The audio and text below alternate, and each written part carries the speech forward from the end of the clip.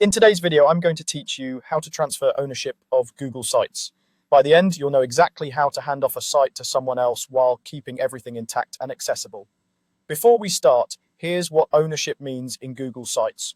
The owner has full control over the site file in Google Drive, including sharing permissions, deletion, and transfer rights. When you transfer ownership, the new person gains that control, and your role typically becomes editor unless they change it.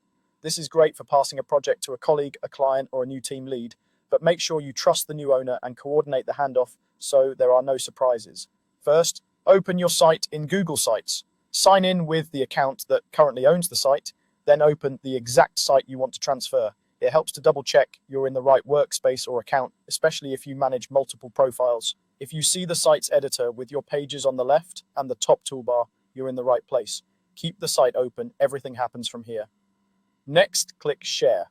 You'll find this as a person icon near the top right of the editor. This opens the same sharing panel you might recognize from Google Drive. It shows who already has access and what their roles are. If you don't see the Share button, confirm you're the current owner or that your administrator hasn't restricted sharing in your organization. Now enter the new owner's email address, type the email of the person you want to transfer ownership to, and make sure it's a valid Google account. If you're using a work or school account, your organization may only allow transfers within the same domain. If the person is already listed, you won't need to add them again. You can simply adjust their role. Accuracy matters here, so double check the address to avoid giving access to the wrong person. Finally, click the drop down next to their name and select owner. You'll see their role change from viewer or editor to owner.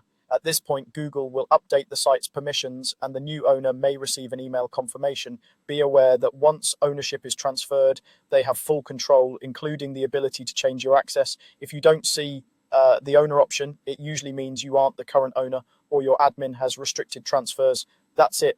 Open the site, click Share, add the person's email and change their role to owner. Simple, secure, and done.